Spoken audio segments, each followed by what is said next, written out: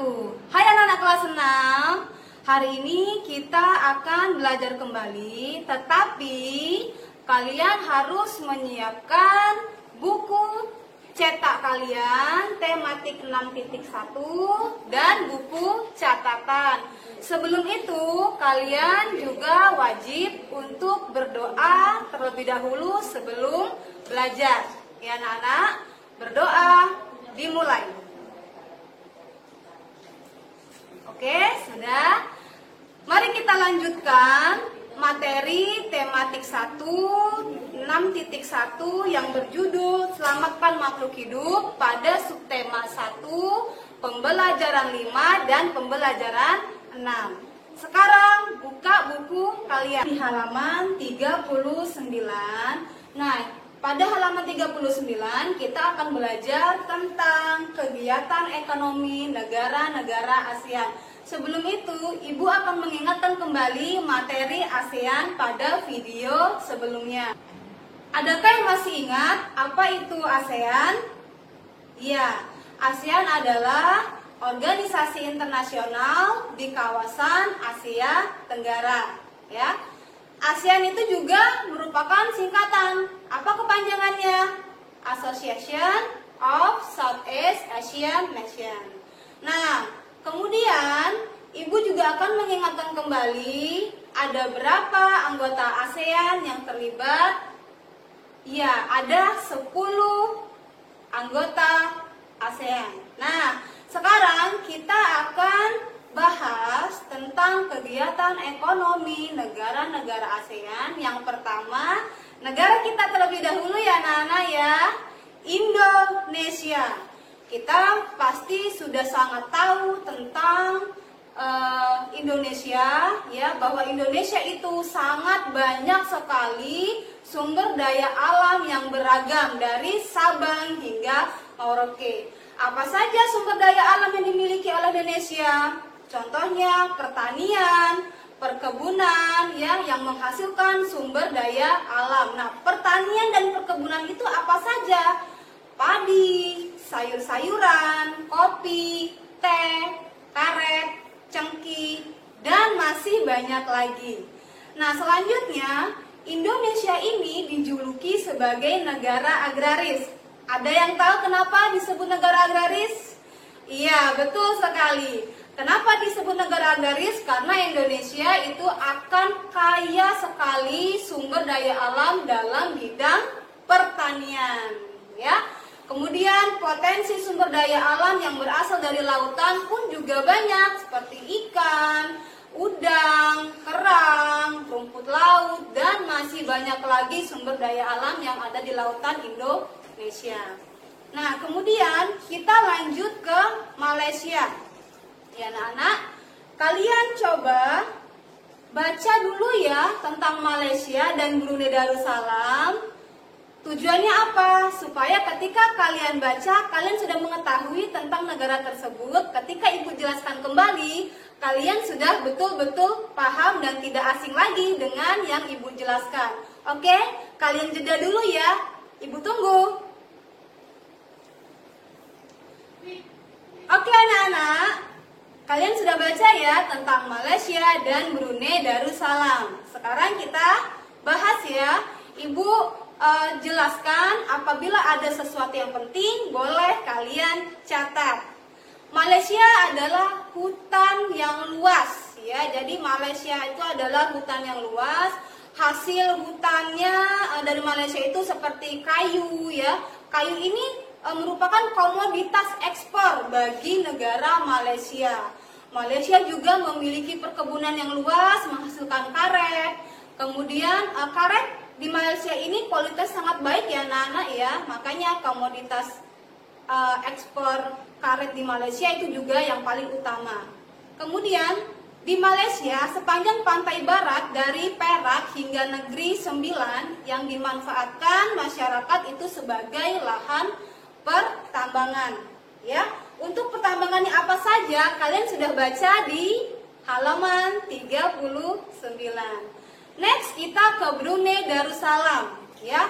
Nah, Brunei Darussalam ini adalah negara yang sangat kecil sekali di Pulau Kalimantan ya anak-anak ya. Nah, Brunei Darussalam itu menyimpan minyak bumi dan gas alam yang menyumbang 40% pendapatan negara di Brunei Darussalam ya.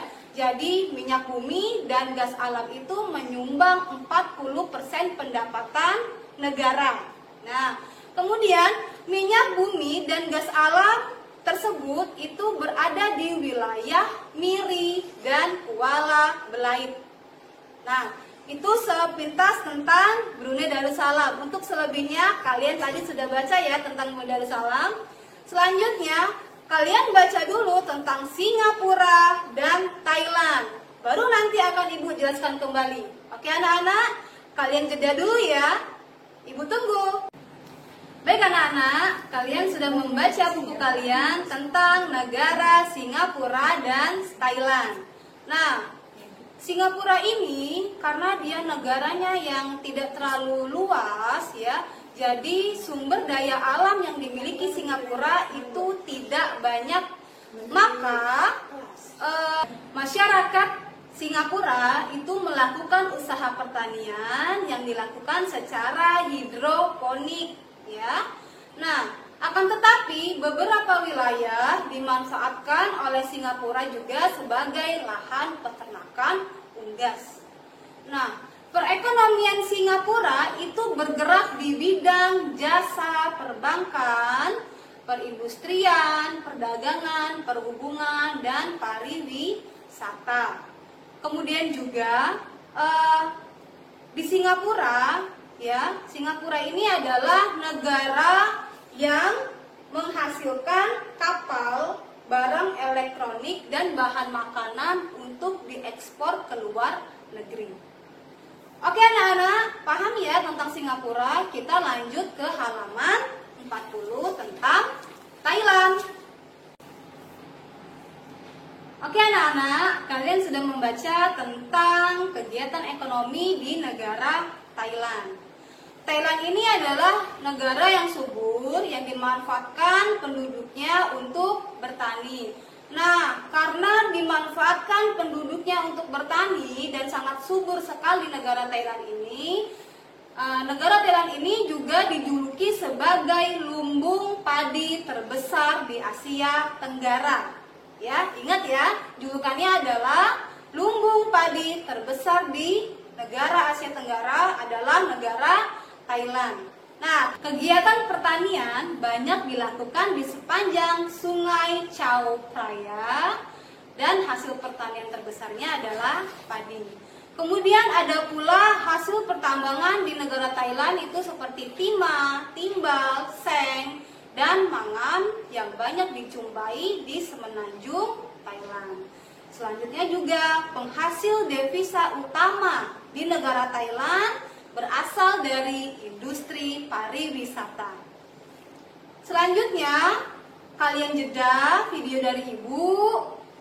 Kalian baca tentang keadaan ekonomi negara Filipina, Kamboja, Laos, Vietnam, dan Myanmar.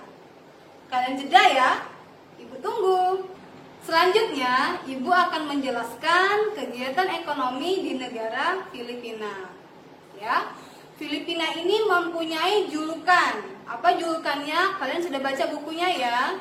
Filipina dijuluki Home of the Green Revolution atau Rumah Revolusi Hijau. Nah, Filipina yang cenderung sempit juga tidak dapat dimanfaatkan sehingga masyarakat hanya memanfaatkan dataran rendah sebagai lahan pertanian dan perkebunan. Di Filipina, keadaan geografis di wilayah Luzon yang kaya akan bahan tambang emas itu dimanfaatkan oleh masyarakat sebagai pertambangan emas. Selanjutnya, di negara Kamboja, ya, mata pencaharian utama penduduk Kamboja bergerak di bidang pertanian. Nah, selain itu juga Kamboja memiliki Danau Tonle Sap. Coba kalian perbaiki dulu di buku kalian, itu bukan Tonle Sap ya anak-anak ya, tapi Danau Tonle Sap. yang merupakan penghasil ikan tawar utama di kawasan Asia Tenggara. Lanjut kita ke negara Laos, ya. Negara Laos, mata pencaharian utama penduduk Laos juga bergerak di bidang pertanian. Nah, Laos, dataran rendah Vientiane dimanfaatkan sebagai pertanian padi, jagung, dan tembakau oleh masyarakat Laos. Sumber perikanan Laos berasal dari sungai, antara lain di Sungai Mekong. Ingat ya, sungai apa anak-anak? Sungai Mekong yang menghasilkan ikan karper dan ikan perch. Next kita ke negara Vietnam. Negara Vietnam, sebagian besar penduduknya bermata pencaharian pertanian juga, ya. Vietnam, kota Ho Chi Minh yang berada di dataran rendah menjadi pusat industri utama di Vietnam. Industri yang berkembang di Vietnam antara lain industri pengolahan makanan, penggilingan padi, dan tekstil. Kemudian di Vietnam juga ada hutan utama, ya. Hutan utama ini menghasilkan kayu jati dan rotan sebagai bahan baku mebel. Mebel itu bisa seperti kursi, ya, meja, lemari, dan lain sebagainya.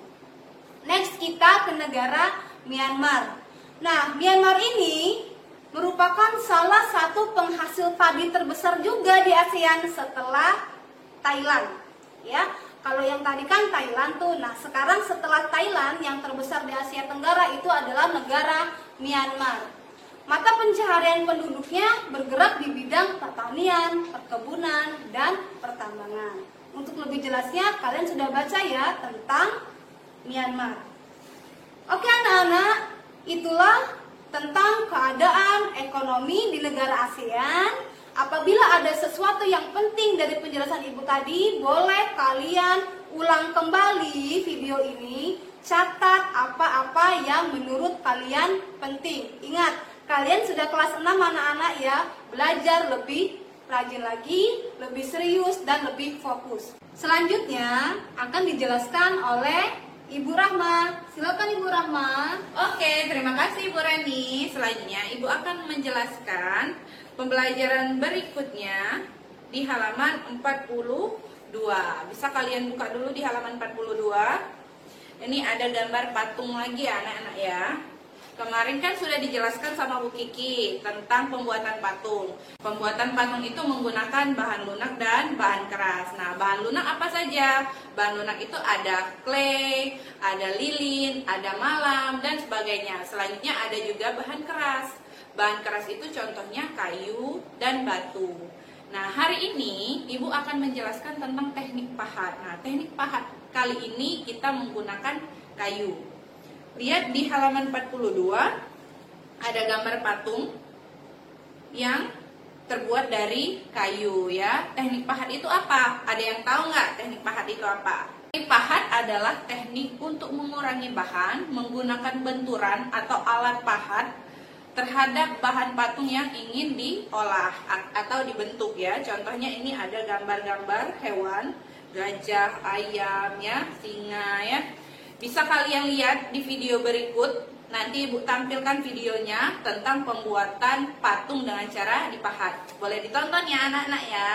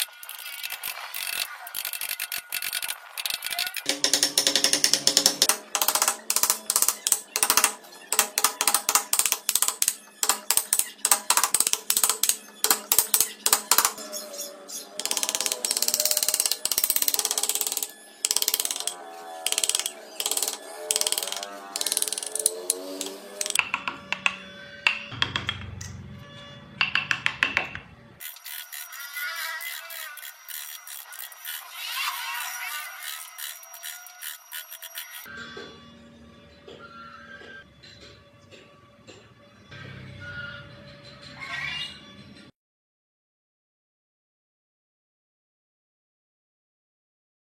kalian sudah menonton ya video tadi. Nah, sekarang ibu tanya, alat apa saja yang digunakan pada saat memahat? Ada yang tahu nggak alat apa saja? Oke, ibu jelaskan ya. Yang pertama dia pakai alat pahat. Selanjutnya dia pakai palu. Dan bahan dasarnya apa tadi?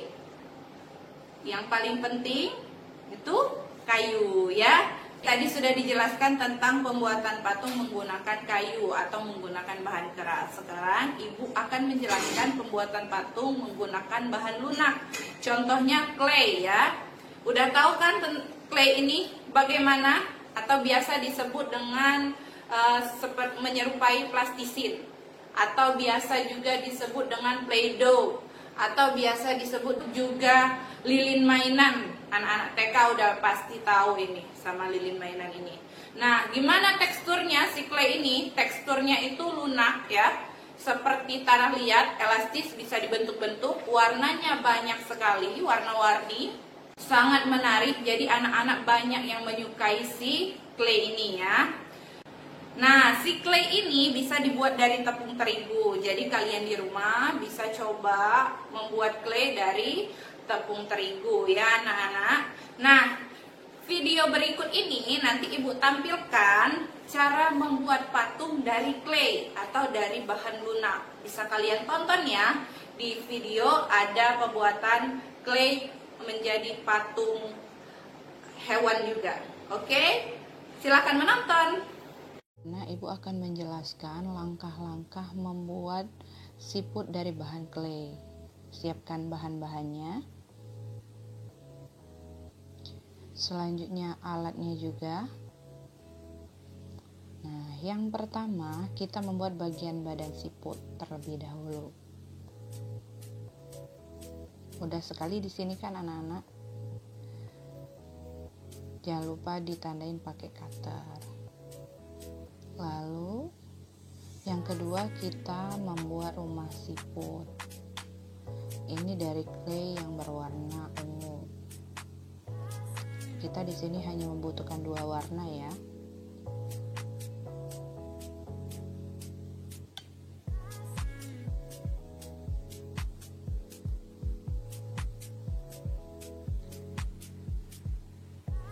Setelah itu digulung dan terbentuklah rumah siput. Jangan lupa ditempelkan dulu ke bagian badan siput tadi ya.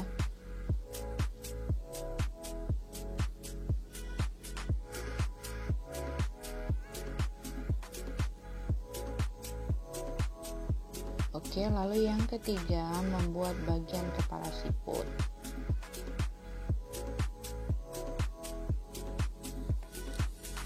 Bulat saja ya anak-anak ya. Kasih tempat untuk si kepala tadi menempel di bagian kepala, bagian badan tadi. Dan ini tadi membuat bagian mulut siput dengan cara ditekan saja.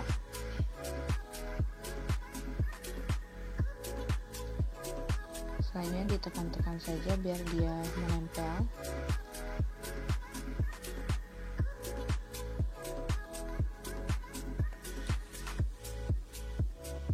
Lalu membuat antena siput.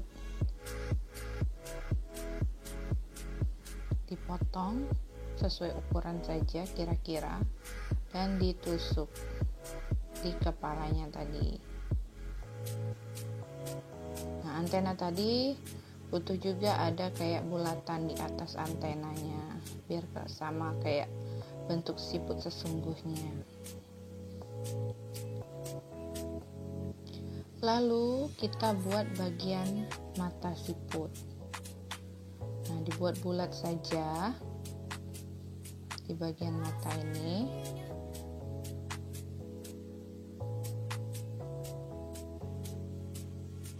Oke. Nah, jangan lupa dikasih ruang untuk meletakkan bola matanya tadi. dikasih lem, jangan lupa pakai lem UV ya anak-anak ya, karena bagian mata ini kan kecil, jadi kita butuh lem UV. Setelah itu jangan lupa dilukis bagian matanya ini ya.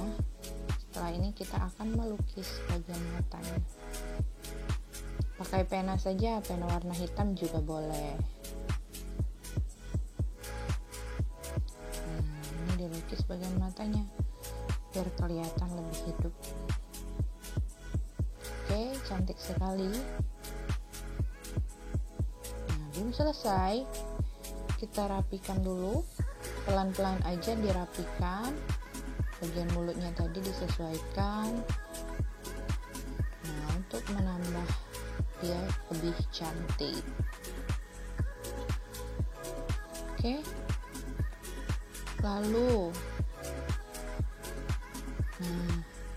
ini mau dikasih aksesoris biar tambah cantik, dikasih aksesoris berbentuk warna biru biar terlihat lebih cantik.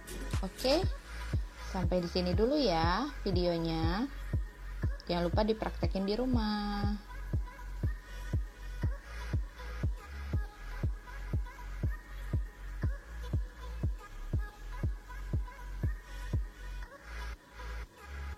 Cantik sekali ya. Terima kasih. Kalian sudah menonton kan video tadi? Nah, bisa kalian praktekin di rumah ya sama adik-adiknya atau sama kakaknya. Bisa dipraktekin membuat patung yang terbuat dari clay. Selanjutnya akan dijelaskan sama Bu Kiki. Silahkan Bu Kiki. Terima kasih Bu Rahma. Oke, selanjutnya anak-anak kita akan membahas tentang kesimpulan. Masih inget nggak pelajaran yang dikasih sama Ibu Reni kemarin tentang kesimpulan? Masih dong tentunya. Tuh, jadi kesimpulan itu adalah intisari dari sebuah teks. Nah, adapun kesimpulan yang baik itu antara lain yang pertama, satu, lihat di slide ini ya, dibuat berdasarkan ide pokok dan kosakata penting teks. Tuh, ingat yang kata Ibu Reni kemarin, harus dilihat dari ide pokok dan kosakata penting teks. Yang kedua, berbentuk pernyataan yang berisi tanggapan. Dan yang ketiga, tidak melenceng dari isi teks secara keseluruhan. Yang keempat, bisa kalian gunakan kalimat atau bahasa kalian sendiri. Sekarang kalian lihat halaman 45. Di sana ada teks manfaat tumbuhan sebagai sumber makanan manusia. Nah, di teks tersebut kalian baca dan cari kalimat utamanya per paragraf. Di sana ada berapa paragraf anak-anak? Coba lihat, di situ ada 1, 2, 3. Jadi kalian cari 3 kalimat utama dari setiap paragraf. Oke, jeda dulu video Ibu. Oke, sudah kalian baca semuanya? Nah, kalau sudah kalian baca, sekarang kita lihat paragraf pertama. Apa? Coba Ibu tanya, kalimat utamanya apa? Oke, benar sekali. Jadi, kalimat utamanya itu adalah tumbuhan bermanfaat bagi manusia, terutama sebagai sumber makan. Tuh. Nah, dari kalimat utama itu kita cari ide pokoknya. Sudah dapat ide pokoknya? Semuanya buka halaman 46 ya, sambil kita menulis di sini. Tuh, di yang kolom ungu untuk paragraf pertama. Apa ide pokoknya? Iya, benar sekali. Ide pokoknya itu adalah tumbuhan merupakan sumber makanan bagi manusia. Sekarang kalian bisa membuat kesimpulan dari keseluruhan paragraf pertama. Tuh, seperti yang Ibu tadi jelasin. Waktu cara membuat kesimpulan yang baik. Jadi ambil dari keseluruhan bacaan, tapi kaliannya itu acuannya di ide pokok. Nah ya, coba kita sama-sama menyimpulkan dari paragraf 1. Ide pokoknya tadi kan sudah Ibu bacakan, jadi kesimpulannya apa coba? Siapa yang bisa menyimpulkan? Oke, kita jawab sama-sama aja ya. Jadi kesimpulannya itu adalah tumbuhan merupakan sumber makanan bagi manusia. Salah satunya adalah tanaman padi. Nasi sebagai bahan karbohidrat yang membantu tubuh mendapatkan energi. Selain nasi, ada juga jagung, sagu, ubi, dan kentang. Paham anak-anak cara membuat kesimpulan? Sekarang kalian coba membuat kesimpulan dari paragraf 2 dan paragraf 3. Ibu yakin kalian bisa. Seperti yang Ibu contohkan tadi. Selamat bekerja. Sekarang kita akan membahas tentang sila ketiga, yaitu Persatuan Indonesia. Masih ingat nggak kalian apa lambang dari sila ketiga? Oke, benar sekali seperti yang slide di sini ya. Di sini ada gambar pohon beringin. Artinya apa? Persatuan Indonesia. Seperti pohon beringin yang lihat kalian kokoh, teduh. Nah, seperti itulah kita harus saling menyatu. Nah, di slide ini sudah ada contoh penerapan sila ketiga dalam kehidupan kita sehari-hari. Yang pertama, bisa kalian lihat di situ ada gambar apa? Di situ ada gambar kerja bakti atau gotong royong masyarakat sekitar. Di situ kalian lihat kan ada bapak-bapak tentara dan masyarakat sekitar. Jadi walau apapun profesinya, kita harus tetap menjaga lingkungan sekitar kita. Kemudian di gambar kedua apa itu? Jangan salah ya, di gambar kedua itu bukan kerja bakti, tapi mereka apa? Memegang tanaman, artinya mereka melakukan penghijauan. Tepat sekali. Nah, jadi salah satu penerapannya juga adalah melakukan penghijauan di lingkungan sekitar. Dan yang terakhir adalah gambar yang ketiga, gambar masyarakat sedang melakukan ronda malam bersama kepolisian. Nah, jadi aparat kepolisian dan masyarakat juga harus saling tolong menolong. Itulah tadi contoh penerapan sila ketiga, dan masih banyak lagi contoh-contoh yang lain bisa kalian lihat di sekitar kalian juga. Nilai-nilai dari sila ketiga Pancasila itu, pertama, masih ingat kan? Kita tidak boleh egosentris, artinya tidak boleh mau menang sendiri, mau egois. Jadi sesama kalian teman di kelas juga harus saling tolong menolong. Lalu yang kedua, tetap menjaga persatuan walaupun kalian berbeda profesi nanti ya. Beda suku, beda ras, beda agama, harus tetap saling tolong menolong antar sesama manusia. Oke, sekian dulu pembelajaran dari Bu Kiki, Bu Rahma, dan Bu Reni. Jika kalian ada pertanyaan atau yang kurang jelas, kalian bisa ulang video ini. Dan jangan lupa mencatat hal-hal penting yang ada dalam video pembelajaran. Sampai jumpa di pertemuan berikutnya.